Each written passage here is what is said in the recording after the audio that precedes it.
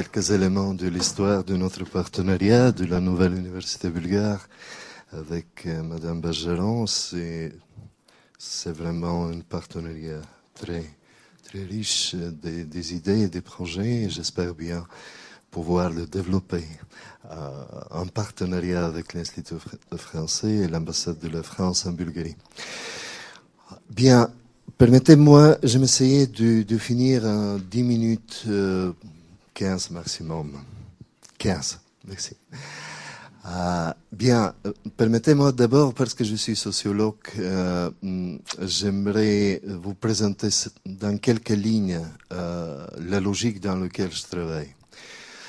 J'ai commencé avec sociologie de la jeunesse, il y a déjà 40 ans, quand un concept est créé dans la sociologie de la jeunesse. C'est ici, Jean-François Chamboredon, c'est pas à Bordeaux. À Sofia, c'est Kostadin Gospodinov et Peter Emil Mitev. Et un autre collègue romain sont devenus presque au même moment d'une idée que le processus de la socialisation est un processus double. Que ce n'est pas seulement une socialisation des gens, mais c'est aussi juventisation de la société. Donc effectivement, cette approche plutôt dialectique dans laquelle on peut voir la formation d'une identité sociale parmi les gens et au même moment, comme l'impact, comme résultat de ce processus, une transformation considérable dans les institutions, me paraît vraiment important de marquer au début. Évidemment, le concept de formation tout au long de vie fait partie d'une autre vision sur la socialisation. C'est pas du tout la socialisation primaire et secondaire, c'est plutôt une approche processuelle, une compréhension que nous avons toujours face à nous des obstacles, des processus à lesquels il faut s'ajouter, il faut s'inscrire dans quelque chose. Donc, il faut apprendre certaines compétences de s'inscrire à quelque chose. Donc, puis, permettez-moi de vous dire que j'insiste sur l'idée que maintenant nous sommes face à une première génération mondiale. Une première génération qui est formée au rythme du processus de mondialisation, qui, selon toutes les recherches faites partout dans le monde, des gens maintenant sont plus proches avec des gens au même âge des autres pays qu'avec ses parents. Donc effectivement, nous sommes maintenant face à une génération globale, face à une génération qui échange des modes de vie, des préférences, des goûts, avec une vitesse incompatible avec la vie de ses parents. Donc effectivement, un des résultats du processus de mondialisation, sans doute, c'est la création de la première génération mondiale. Effectivement, quand pour la première fois la problématique de génération est inventée d'une certaine façon, c'est Karl Mannheim, l'année 1927, pour la première fois publié le problème de génération. C'est déjà la première génération qui est formée pendant la Première Guerre mondiale, donc il y a un siècle. Maintenant, nous sommes face à une autre génération qui sentit le monde autrement, qui cherche à s'identifier au dehors des anciens schémas d'identification de ses parents. Donc, à partir de ces deux grands axes de réflexion, permettez-moi de marquer uniquement quelques éléments de notre problématique. Évidemment, j'aimerais commencer avec l'administration. C'est un peu bizarre, mais j'aimerais remercier nos collègues libanais qui ont fait vraiment un travail parfait sur le fond de cette problématique. Donc, effectivement, à partir de l'expérience d'un étudiant qui arrive à un autre pays, c'est d'abord le frappe avec l'administration. Nous sommes commencé de parler sur ça avec ma collègue Boriana de l'agence en Bulgarie. Donc c'est un contact avec l'administration. Dans la plupart des cas, nous avons des gens qui sont mal socialisés avec sa propre administration nationale. Donc effectivement, un premier contact avec l'administration universitaire et l'administration d'un autre pays fait partie d'un deuxième effort de s'inscrire dans un système administratif. Administratif au sens large, c'est pas seulement les employés qui sont engagés avec l'organisation du séjour ou avec l'organisation de programmation de cours ou quelque chose comme ça. Donc effectivement, nous avons déjà un processus de réflexion autour de ce premier frappe avec l'administration, parce que dans l'expérience de la plupart des étudiants, les contacts avec l'administration sont de temps en temps conflictuels, de temps en temps difficiles, en général. Bien, c'est un autre moyen d'organiser ce temps. C'est un autre moyen d'organiser ses attentes à l'égard de son stage à l'étranger. Donc, vu de l'administration étrangère, l'administration nationale devient acceptée autrement. Donc, vous avez auprès de Jean-Jean, auprès des étudiants, un sentiment qu'ils sont tombés dans un monde administratif, dans un monde organisé autrement.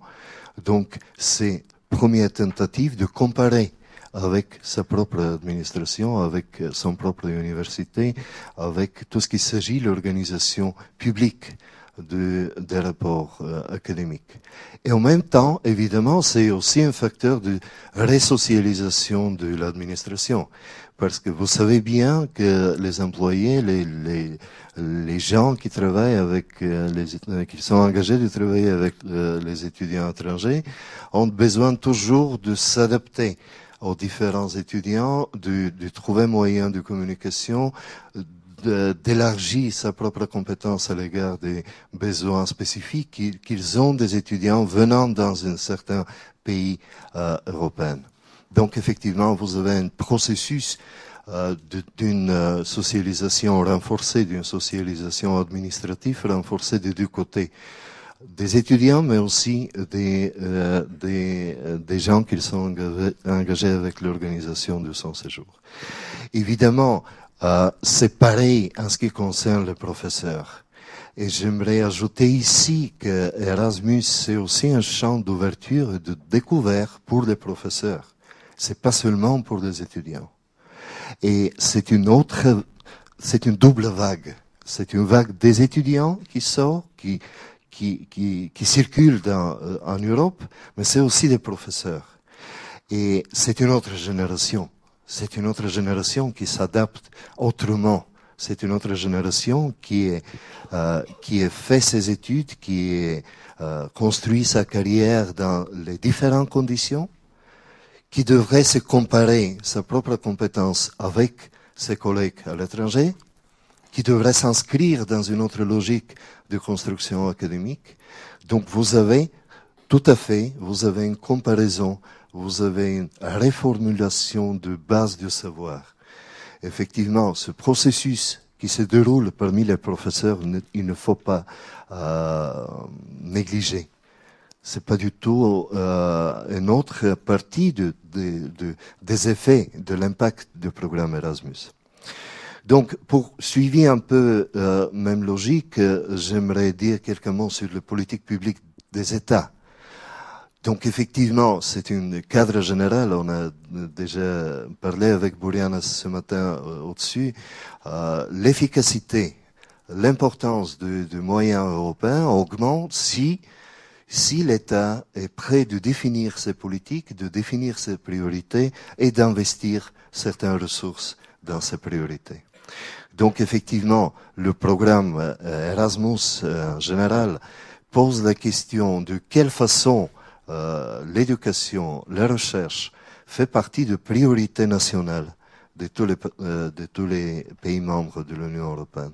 Parce qu'effectivement, si vous n'avez pas une priorité bien définie par l'État, si l'État n'est pas engagé, pas seulement du côté financier, mais aussi du côté de politique publique, si l'État n'est pas engagé suffisamment avec l'éducation et la formation, évidemment, les ressources et la technologie du programme Erasmus n'aboutira pas tous les objectifs qui sont déjà définis. Donc effectivement, en ce qui concerne les politiques publiques orientées vers les échanges des étudiants et des professeurs, il faut encore une fois se demander de quelle façon nos systèmes sont juventisés, de quelle façon ils sont prêts d'accueillir des gens provenant de l'autre pays. Parce qu'effectivement, par exemple en Bulgarie, nous sommes une société qui vieillit, qui est maintenant, nous sommes à la fin de l'année européenne du vieillissement et du rapport entre les générations. Donc j'ai encore un élément d'ajouter dans cette mosaïque des idées. Effectivement, la question du rapport à la jeunesse, de la vision du genre est posée d'une manière très importante dans tout ce qui s'agit des politiques publiques à l'égard des gens. Nous pouvons déclarer 1000 fois que les gens sont très importants pour nous et n'a rien faire à la fin. Et un troisième niveau d'interprétation touche évidemment le processus d'intégration européen. Donc comment ce processus unique, à mon avis, ce modèle politique unique de l'Union européenne peut définir effectivement pas seulement les objectifs du programme comme un programme Erasmus, mais aussi d'investir dans les impacts, dans la multiplication des effets obtenus par un tel programme sectoriel. Parce que le modèle politique européen, c'est vraiment un modèle unique, c'est un modèle en développement, c'est un modèle qui n'a pas fini sa construction, c'est un modèle qui se fait par l'attention de temps en temps conflictuelle entre les différents groupes d'intérêt, entre les différentes institutions et différents États. Donc effectivement, c'est pas uniquement parce que maintenant le financement du programme n'est pas encore bien défini, mais il faut se demander comment, au niveau des institutions européennes, la création d'un espace de libre-échange, la création d'un espace européen des échanges de savoir et de compétences s'inscrit dans ce processus de construction du modèle politique européen.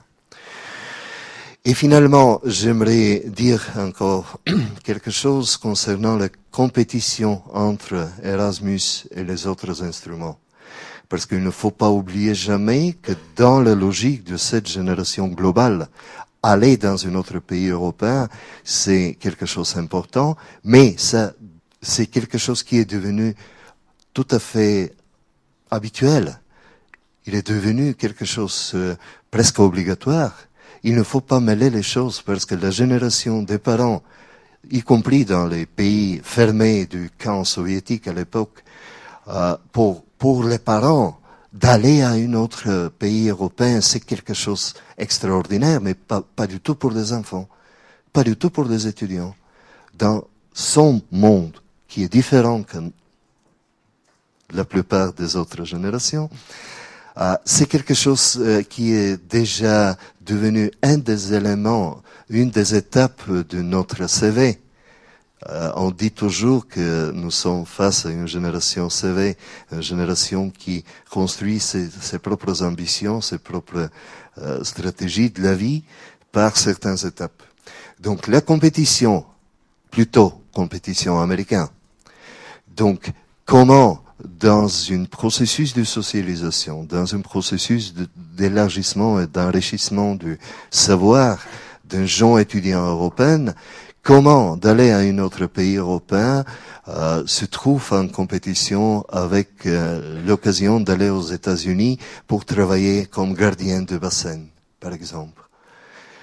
Vous voyez, c'est vraiment une compétition entre un intérêt tout à fait pratique et pragmatique d'ailleurs, un intérêt qui est formé peut-être autrement dans une université. Et pour finir vraiment, parce que je pense que le temps est déjà passé, pour finir, j'aimerais citer uniquement deux chiffres. Dans le dernier Eurobaromètre du mois de mai cette année, dernier en vigueur, auprès de tous les 27 pays membres de l'Union européenne, Erasmus est évalué comme par 20% de tous les Européens. Erasmus est évalué comme un des éléments de l'identité européenne. C'est pas négligeable, parce qu'effectivement, dans les attentes des Européens face à l'Union européenne, uniquement 3% des Européens attendent que l'Union européenne est obligée d'assurer l'éducation et la science. Donc vous voyez, c'est pas du tout évident. C'est pas du tout évident pour tous les Européens quelles sont les importances inscrites dans cette opportunité d'une création d'un espace de recherche et de formation. Et vraiment, pour finir, permettez-moi encore une fois de tourner au début. Effectivement, c'est une génération qui construit à travers les moyens de communication, qui construit avec ses valeurs d'ouverture, cherche un autre type de succès. C'est pas du tout vrai que parmi les gens, vous n'avez pas de valeurs. C'est pas du tout vrai. C'est une autre construction des valeurs. Et la recherche européenne sur les valeurs, European Value Study, montre bien, effectivement, que vous avez une autre hiérarchie des valeurs parmi les gens. Et le succès trouve une première place. C'est pas du tout l'ancienne construction des valeurs entre ses parents ou peut-être dans la génération précédente. C'est plutôt le succès.